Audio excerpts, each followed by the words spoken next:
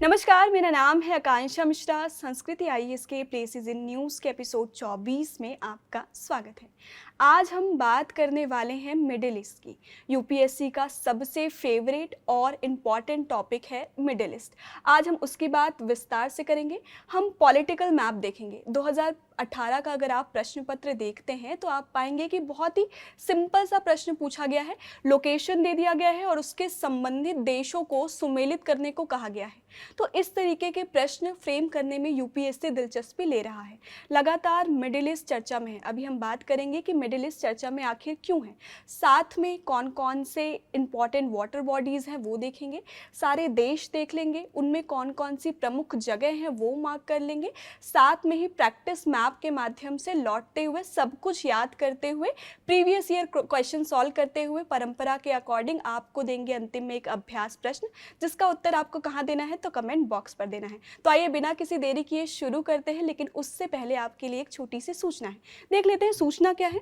सूचना ये है कि यूपी आरओ की वैकेंसी आ गई है। उसी लिहाज से संस्कृति आईएएस लेकर आ रहा है यूपी आरओ का online foundation course. Foundation course का मतलब क्या हुआ कि इसमें प्रीलिम्स और मेंस दोनों की कक्षाएं शामिल होंगी। कोर्स की विशेषताओं की बात करें तो आपको 130 से अधिक कक्षाएं मिलेंगी। प्रतिदिन आपकी 2 कक्षाएं होंगी। जिस दिन आप इस कोर्स में नामांकन करते हैं उससे 1 साल तक ये कोर्स आपके लिए वैलिड रहेगा। 15 टेस्ट होंगे जिसमें प्रीलिम्स और मेंस दोनों के टेस्ट शामिल होंगे और इसके नोट्स जो हैं वो आपको पीडीएफ फॉर्मेट में क्या करा दिए जाएंगे तो उपलब्ध करा दिए जाएंगे।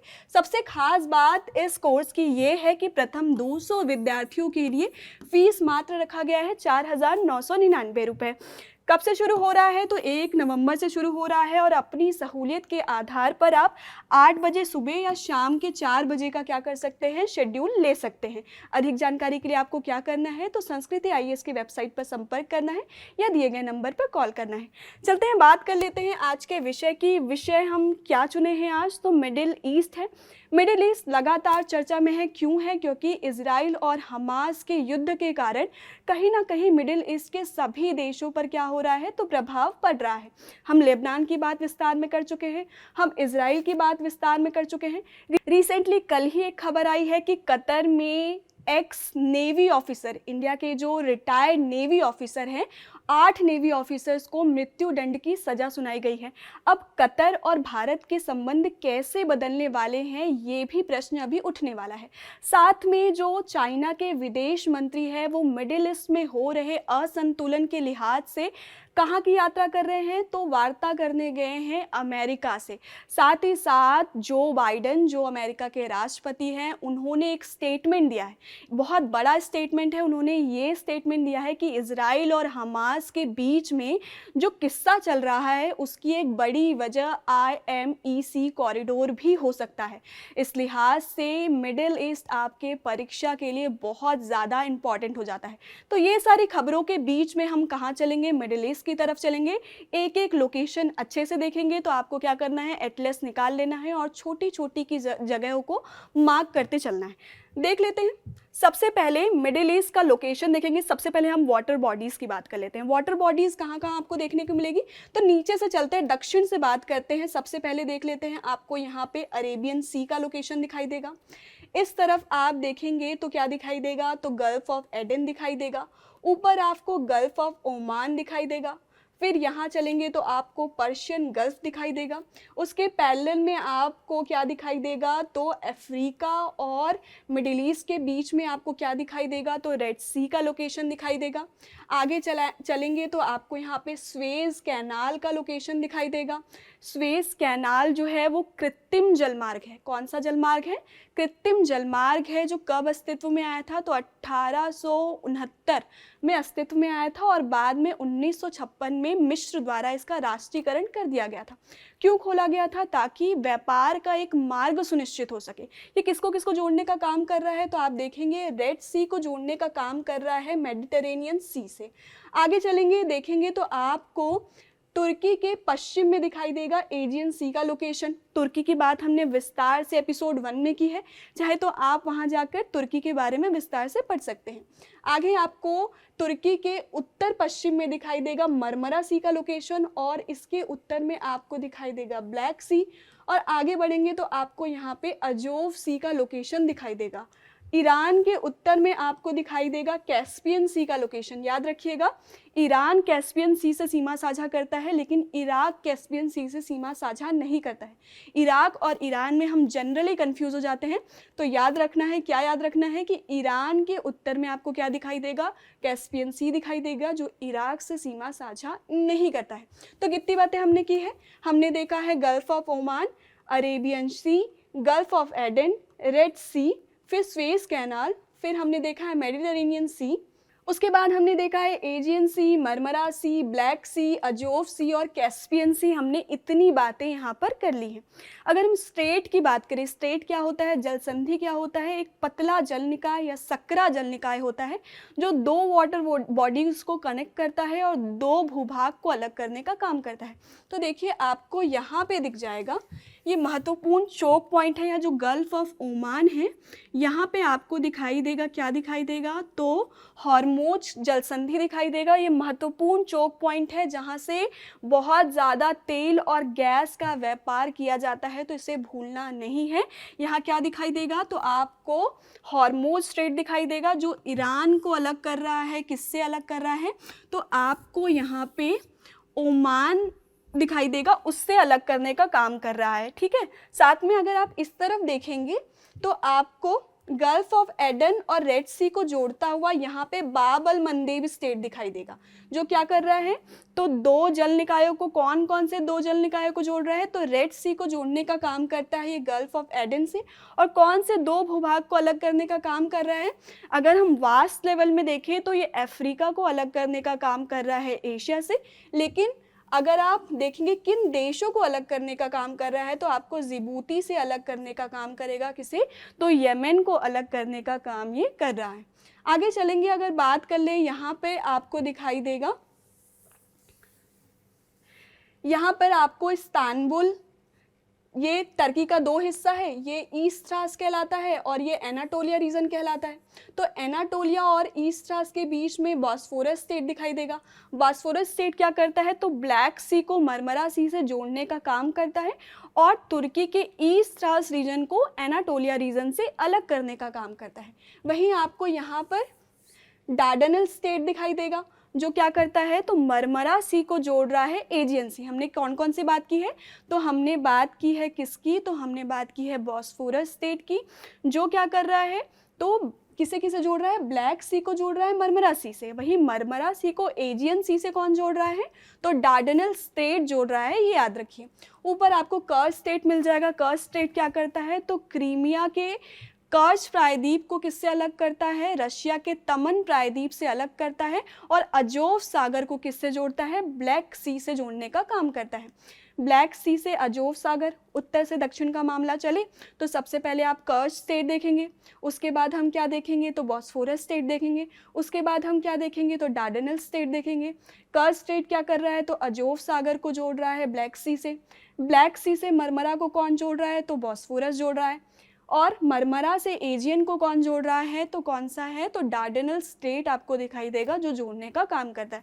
तो इतनी बातें करनी, हमने क्या क्या पढ़ा है, तो हमने हॉर्मोज स्टेट पढ़ा, बाब अल मंदेब स्टेट पढ़ा, कर्च स्टेट पढ़ा, फिर बॉस्फोरस स्टेट पढ़ा और उसके बाद डार्डेनल स्टेट पढ़ा है। तो इतनी बातें हमने की है। आगे चलते और बात करें किसकी, देश और उनके कैपिटल की बात करें तो हम सबसे पहले किस तरफ चलते हैं, साउथ की तरफ चलते हैं और देख लेते हैं। देखिए यहाँ पे आपको दिखाई देगा ओमान। ओमान की राजधानी आपको तट पर दिखाई देगी। किसके तट पर दिखाई देगी, तो गल्फ ऑफ ओमान के तट पर दिखाई देगी। कौन सी है इसकी राजधानी, तो मस्कट दिखाई देगी, जो एक पोर्ट भी है, पोर्ट यानी बंदरगाह भी है। क्या याद रखना है, ओमान की राजधानी मस्कट। मस्कट कहाँ पर है, तो गल्फ ऑफ ओमान के तट पर है, यानी एक बंदरगाह है। ठीक है, फिर आगे चलेंगे और बात करेंगे यमन की। यमन की राजधानी कौन है, साना है। देखिए ये तट पर मौजूद नहीं है। ओमान की राजधानी मस्कट तट पर है, लेकिन यमन की राजधानी साना तट पर नहीं है। फिर आगे चलेंगे, बात कर लेते हैं किसकी, सऊदी अरेबिया की। सऊदी अरेबिया में आपको इसकी राजधानी क्या दिखाई देगी, तो रियाद दिखाई देगी। देखिए ये जो है वो पूरा अरब पेनिनसुला है। अरब पेनिनसुला मतलब क्या हुआ कि जो पेनिनसुला मतलब क्या हुआ, प्रायद्वीप मतलब क्या हुआ, जो तीनों ओर से जल से घिरा हो। जैसे भारत के दक्षिणी हिस्से को भी देखेंगे तो आपको क्या दिखाई देगा, प्रायद्वीप दिखाई देगा, वो भी तीनों ओर से जल से घिरा है। वैसे ही अगर आप अरब पेनिनसुला को देखेंगे, अरब प्रायद्वीप को देखेंगे तो वो भी क्या है, तीनों ओर से जल से घिरा होगा।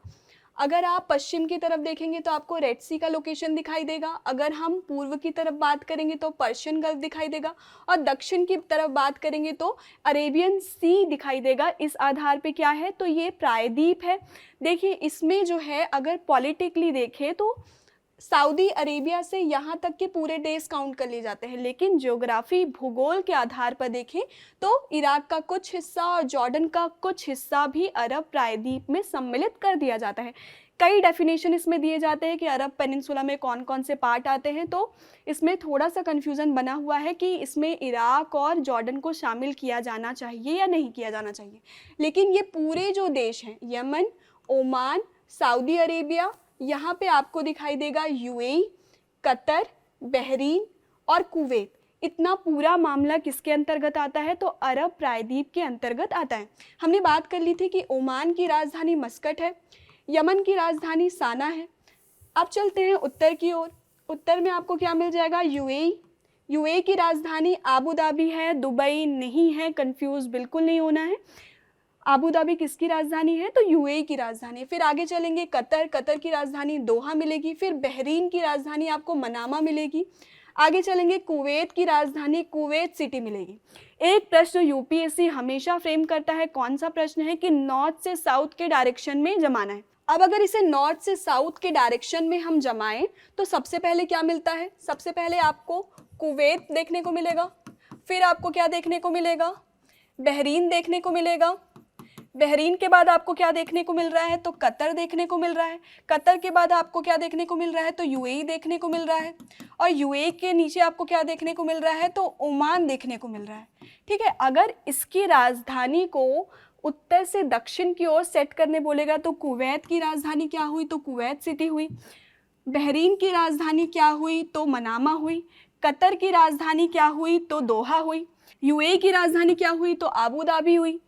ओमान की राजधानी क्या हुई, तो मस्कट हुई। तो नॉर्थ से साउथ के डायरेक्शन में क्या क्या आ जाएगा, तो सबसे पहले आ जाएगा कुवैत सिटी, फिर आ जाएगा मनामा, फिर आ जाएगा दोहा, फिर आ जाएगा आबू धाबी, और उसके बाद क्या आ जाता है, तो मस्कट आ जाता है। ये किसका डायरेक्शन है, नॉर्थ से साउथ का डायरेक्शन। और प्रश्न अच्छे से देखना है कि नॉर्थ से साउथ का पूछा है या साउथ से नॉर्थ का पूछा है, इसमें हम हमेशा कंफ्यूज हो जाते हैं, तो ये चीज़ बिल्कुल नहीं भूलना है। ठीक है, आगे बढ़ते हैं और किसकी बात करते हैं, ईरान की बात करते हैं। ईरान की सीमा कैस्पियन से लग रही थी, इतनी बातें हमने की है। इराक से कैस्पियन की सीमा नहीं लगती है, ईरान से कैस्पियन की सीमा लगती है।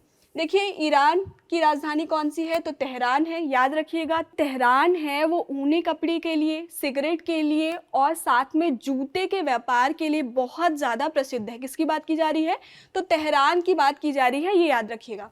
वहीं इराक की तरफ चलेंगे तो आपको टिग्रिस नदी के तट पर, याद रखिएगा, टिग्रिस नदी के तट पर इसकी राजधानी दिख जाएगी।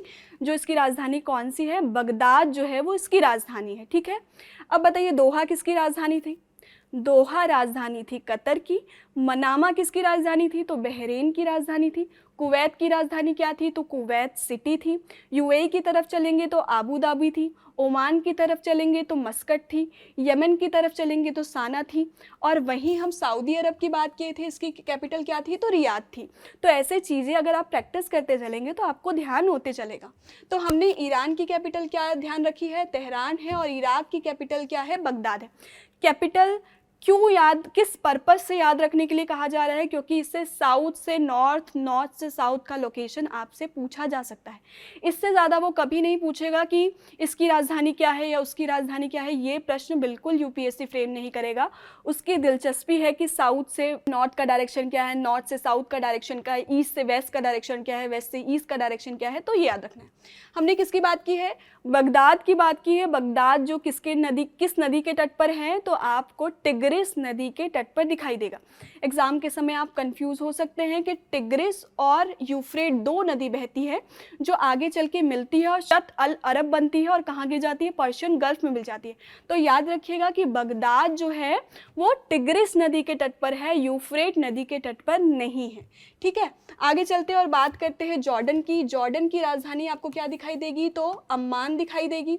साथ में आपको यहाँ पे इजराइल की राजधानी जेरूसलम, इजराइल अपनी राजधानी जेरूसलम मानता है, लेकिन बहुत सारे कंट्री जेरूसलम को इसकी राजधानी होने की मान्यता नहीं प्रदान करते हैं, ये चीज़ आप ध्यान रखिएगा। साथ में लेबनान की राजधानी आपको क्या मिल जाएगी, बेरूत मिल जाएगी। वहीं सीरिया की राजधानी आपको दमस्कस मिल जाएगी। देखिए, इजराइल और सीरिया के बीच में एक गोलान हाइट्स है। सीरिया और इजराइल के बीच में जो विवादित क्षेत्र है वो कौन सा है, गोलान हाइट्स है। गोलान हाइट्स की ऊंचाई बहुत अधिक है। अभी जो गोलान हाइट्स है वो किसके कब्जे में है, तो इजराइल के कब्जे में है। और जो गोलान हाइट्स है उससे जो दमस्कस है, जो सीरिया की राजधानी है, उसकी लोकेशन बहुत पास में है। तो गोलान हाइट्स से क्या कर सकता है, इजराइल आसानी से अपने देश की भी क्या कर सकता है, सुपरविजन कर सकता है और सीरिया की भी सुपरविजन कर सकता है। इसलिए इजराइल के लिहाज से जो गोलान हाइट्स है उसकी इम्पोर्टेंट बहुत ज़्यादा बढ़ जाती है। और इसीलिए क्या रहता है, इस क्षेत्र को लेके सीरिया और किसके बीच में, इजराइल के बीच में विवाद रहता है।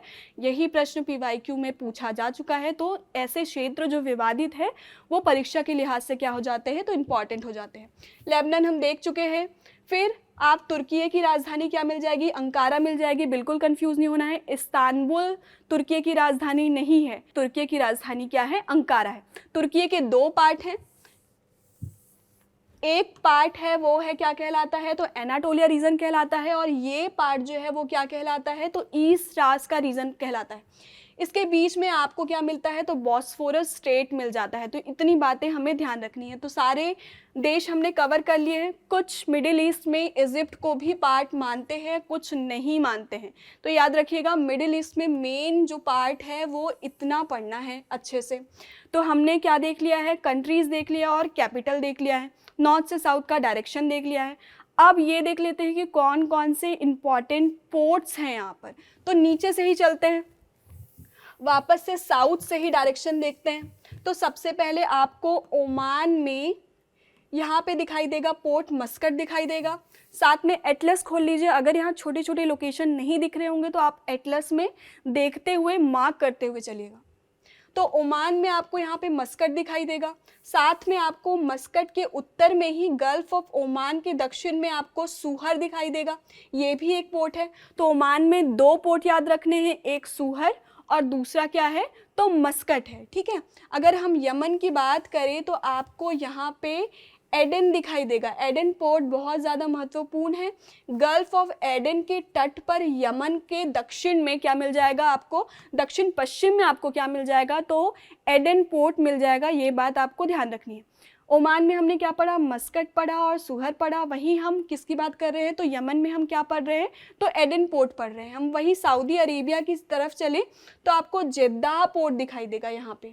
यहाँ पे जो मक्का है, जो इस्लाम का पवित्र स्थान माना जाता है, दो मक्का और मदीना दोनों आपको कहाँ देखने को मिलेगा, तो सऊदी अरब में देखने को मिलेगा। और जो मक्का है उसके प्रवेश द्वार किसे माना जाता है, उसका प्रवेश द्वार जेद्दाह को माना जाता है। इसलिए जेद्दाह पोर्ट बहुत ज़्यादा इंपॉर्टेंट है, ये याद रखिएगा। जेद्दाह पोर्ट के अलावा भी एक पोर्ट है, कौन सा पोर्ट है देख लेते हैं।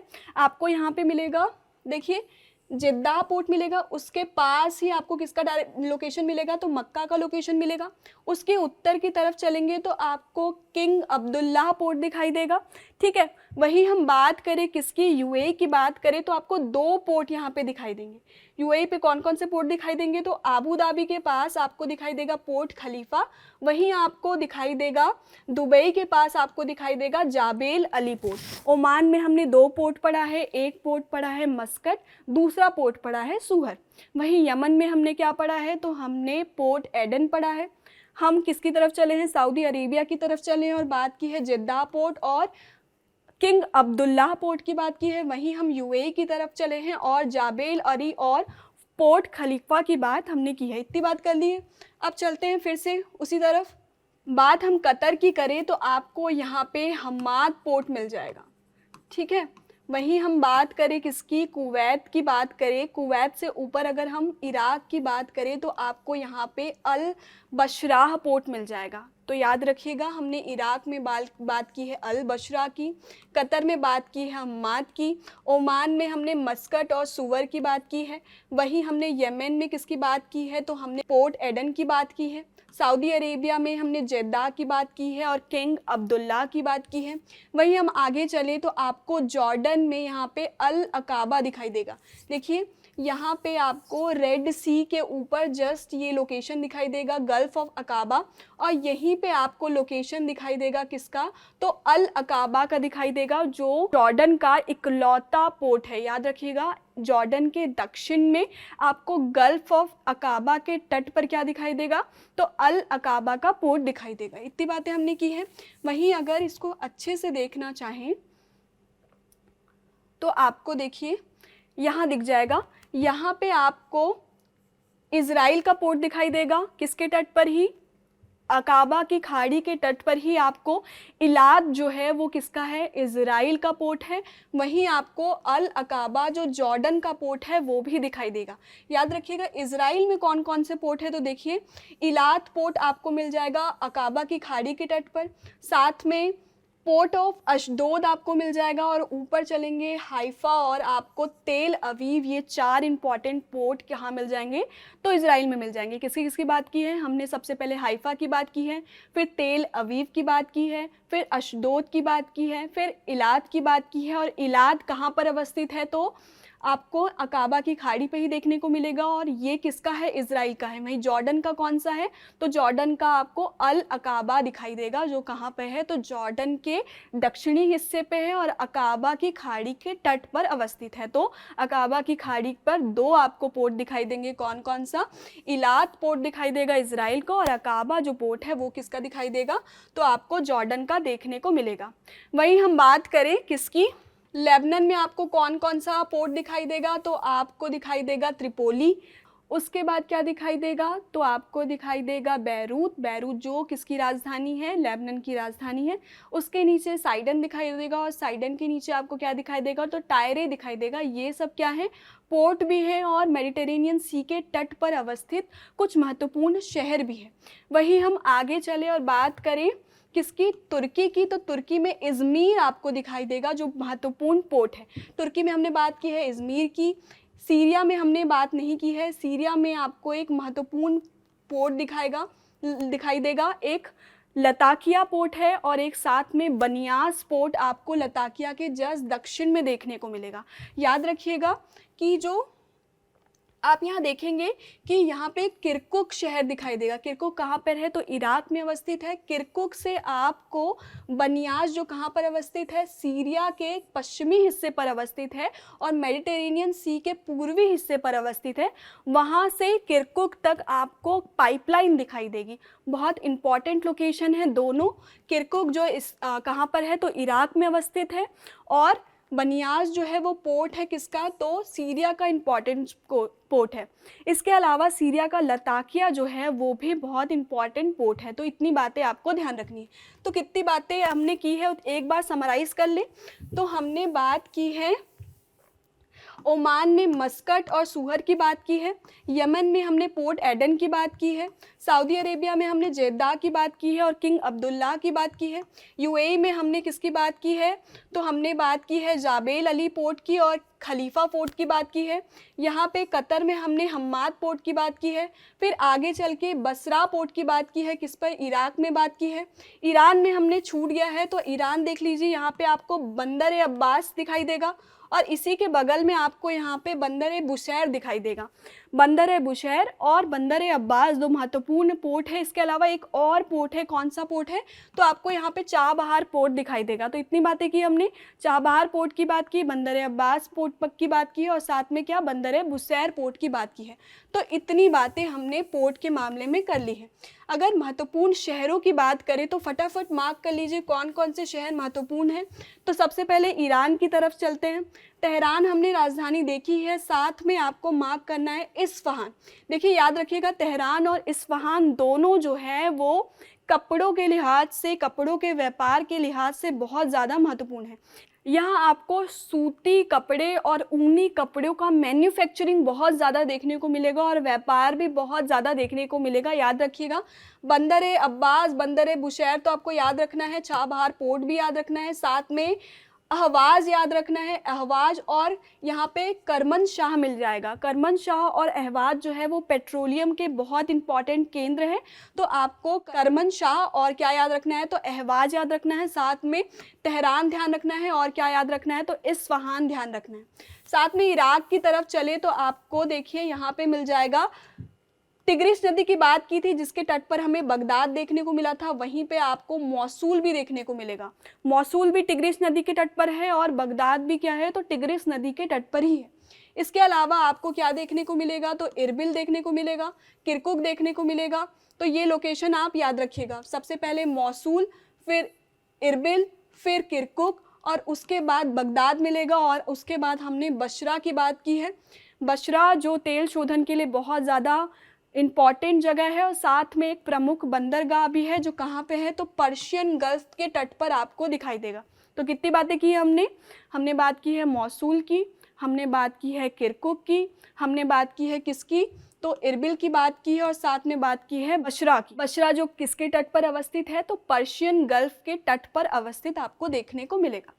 वहीं चले किसकी तरफ, तो जॉर्डन की तरफ चले तो आपको अम्मान ध्यान रखना है। साथ में अगर सीरिया की तरफ चले तो आपको उत्तर में एलेप्पो दिखाई देगा। आप कमेंट बॉक्स में ये बताना है आपको कि एलेप्पो क्यों चर्चा में रहा था कुछ सालों पहले, तो एलेप्पो ध्यान रखना है, और ये प्रीवियस ईयर में पूछा जा चुका है। याद रखिएगा, एलेप्पो कहाँ अवस्थित है, तो एलेप्पो सीरिया में है। मौसूल कहाँ है, तो इराक में है। किरकुक कहाँ है, तो इराक में है। ऐसे ही प्रश्न पूछे जाते हैं कि कौन सी जगह किससे संबंधित है, तो ये सारे चीज़ें नोट करते चलनी है कि कौन सा जो जगह है वो न्यूज़ में किस लिए था। ठीक है, आगे चलते हैं, बात कर लेते हैं। देखिए लेबनान में हमने बात की किसकी किसकी, आपको त्रिपोली ध्यान रखना है जो आपको उत्तर में दिखाई देगा। फिर आपको क्या दिखाई देगा, बैरूत दिखाई देगा। बैरूत के बाद आपको क्या ध्यान रखना है, तो साइडन ध्यान रखना है। साइडन के बाद आपको टायरे ध्यान रखना है। तो इतनी चीज़ें आपको किस में याद रखनी है, तो आपको ध्यान रखनी है लेबनान में। अगर इजराइल की बात करें तो तेल अवीव ध्यान रखना है। देखिए हमने बात की थी, जब हमने इजराइल की बात की थी तो यहाँ पे आपको गाजा स्ट्रिप दिखाई देगा, यहाँ पे वेस्ट बैंक दिखाई देगा। वेस्ट बैंक जो है वो किससे सीमा साझा करता है, तो जॉर्डन से सीमा साझा करता हुआ नजर आएगा। साथ में जो गाजा स्ट्रिप है वो किससे सीमा साझा करता है, तो मेडिटेरेनियन सी से सीमा साझा करता हुआ नजर आएगा। याद रखिएगा, पैलेस्टीन का जो गाजा स्ट्रिप है वो मेडिटेरेनियन सी से सीमा साझा करता है, लेकिन वेस्ट बैंक सीमा साझा नहीं करता है। ये बातें आपको ध्यान रखनी है।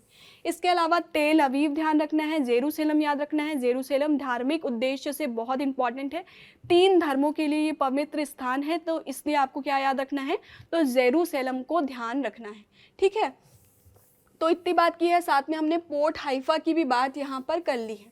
ठीक है, तुर्की में आपको इस्तांबुल और अंकारा याद रखना है, इतनी चीज़ें याद रखनी है। सऊदी अरेबिया में आएंगे तो आपको मक्का और मदीना याद रखना है, क्योंकि ये प्रमुख इस्लाम के प्रमुख धार्मिक केंद्र हैं। यमन की तरफ हम चले ही थे, यमन में आपको क्या ध्यान रखना है, तो आपको याद रखना है एडन याद रखना है, जो पोर्ट भी है और इसका प्रमुख शहर भी है। तो इतनी बातें आपको क्या याद रखनी है, जगह के लिहाज से ध्यान रखनी है, किसमें, मिडिल ईस्ट में। ठीक है, चलते हैं, अब कर लेते हैं थोड़ी सी प्रैक्टिस।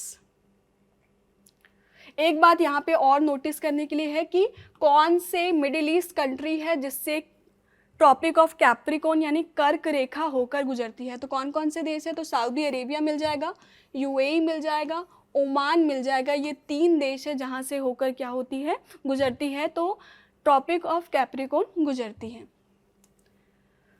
अरब पेनिनसुला की हम बात कर चुके हैं। कुछ क्वेश्चन देख लेते हैं। प्रश्न क्या कह रहा है, प्रश्न है आपका 2018 का। प्रश्न क्या कह रहा है, निम्नलिखित युग्मों पर विचार कीजिए। कभी कभी समाचार में उल्लेखित शहर दिए गए हैं और देश दिया गया है। इसकी बात हमने की थी कि 2018 में प्रश्न पूछा गया है और किससे मिलान करने को कहा गया है कि किन देशों से ये जगह संबंधित है। तो सबसे पहले बात की गई है एलेप्पो की। एलेप्पो का संबंध किससे है, सीरिया से है, ये कह रहा है। किरकुक यमन से, मौसूल फ़िलिस्तीन से, मज़ार शरीफ की बात की गई है अफ़गानिस्तान से। देखिए अलेप्पो की बात हमने की थी, ये डायग्राम देख लीजिए, मैप, ये मैप देख लीजिए, आपको देखिए सीरिया के उत्तर में अलेप्पो दिखाई देगा, तो ये जो ऑप्शन है वो तो करेक्टली मैच्ड है। किरकुक की बात करें, दिया है क्या, यमन। किरकुक आपको कहाँ मिल जाएगा, तो किरकुक आपको मिलेगा इराक में, इसकी बात हमने की थी। कहाँ मिलेगा, तो आपको टिग्रिस नदी के तट पर नहीं मिलेगा, टिग्रिस नदी के तट से थोड़ा दूर मिलेगा। मौसूल जो है वो टिग्रिस नदी के तट पर मिलेगा, और जो बगदाद जो इराक की राजधानी है वो आपको टिग्रिस नदी के तट पर मिलेगा। तो इतनी बातें हो गई। तो ये जो ऑप्शन है वो क्या है, गलत मैच्ड है, क्योंकि किरकुक कहाँ है, तो इराक में है। मौसूल की बात करें तो फ़िलिस्तीन में नहीं है, बल्कि ये कहाँ पे है, तो इराक में है। मज़ार शरीफ की बात करें, इसकी बात हम पहले एपिसोड में कर चुके हैं, अफ़गानिस्तान की जब बात किए थे, तो ये कहाँ पर अवस्थित है, तो अफ़गानिस्तान में अवस्थित है। मतलब आपका पहला और चौथा ऑप्शन सही है, दूसरा और तीसरा कथन गलत है। तो देख लेते हैं कौन सा ऑप्शन सही हो जाएगा। ऑप्शन बी आपका यहाँ पर 2018 के प्रश्न का सही हो जाता है। वहीं आगे बढ़ते हैं और बात कर लेते हैं एक और प्रश्न की। ये तो आपको दिखाई दे ही देना चाहिए कि तुर्की किनके बीच अवस्थित है। ये तुर्की का लोकेशन था। तुर्की के इस तरफ हमने क्या देखा था, तो ब्लैक सी का लोकेशन देखा था। ठीक है, बिना मैप देखे हम विजुअलाइज करने की कोशिश करें तो यहाँ पे हमने सी ऑफ मरमरा देखा था। ठीक है, फिर यहाँ हमने क्या देखा था, तो हमने एजियन सी का लोकेशन देखा था। ठीक है, फिर हमने किसका लोकेशन देखा था, तो यहाँ पे मेडिटेरेनियन सी का लोकेशन देखा था। टर्की मतलब किनके बीच अवस्थित है, तो ब्लैक सी और मेडिटेरेनियन सी के बीच अवस्थित है। तो आपको क्या ऑप्शन सही हो जाएगा, तो ऑप्शन बी आपका यहाँ पर सही हो जाता है। देख लेते हैं। देखिए यहाँ पे आपको उत्तर में क्या दिखाई दिया था, तो ब्लैक सी दिखाई दिया था। फिर उत्तर पश्चिम में क्या दिखाई दिया था, तो मरमरा सी दिखाई दिया था। वहीं हम किसकी बात करें, तो दक्षिण पश्चिम की बात करें तो एजियन सी दिखाई दिया था, और दक्षिण में क्या दिखाई दिया था, मेडिटेरेनियन सी दिखाई दिया था। तो किसके किसके बीच अवस्थित है, तो ब्लैक सी और किसके बीच में, तो मेडिटेरेनियन सी के बीच अवस्थित है। तो ये ध्यान रखना है। और अंतिम में बात कर लेते हैं अभ्यास प्रश्न की। परंपरा के अनुसार आपको क्या करना है, तो जो कथन सही है तो बिल्कुल बढ़िया है, और जो कथन सही नहीं है तो क्यों सही नहीं है ये आपको क्या बताना है, तो कमेंट बॉक्स में बताना है। ऐसा हम क्यों करते हैं, क्यों बताते हैं कि कोई कथन गलत क्यों है, इससे क्या होता है, आपकी अंडरस्टैंडिंग बढ़ जाती है सब्जेक्ट को लेके, कि हम विश्लेषण कर पाएँ कि कौन सा कथन गलत है, तो इसका कारण क्या है। ठीक है, तो हम चलते हैं आज के अभ्यास प्रश्न की तरफ। प्रश्न क्या कह रहे हैं, निम्नलिखित कथनों पर विचार कीजिए। कथन एक कह रहा है कि कुवैत सिटी, दोहा, रियाद, मस्कट शहरों का दक्षिण से उत्तर की ओर क्रम है। वहीं दूसरा कथन कह रहा है कतर की सीमा सिर्फ एक देश से लगती है, ये आपसे पूछ रहा है।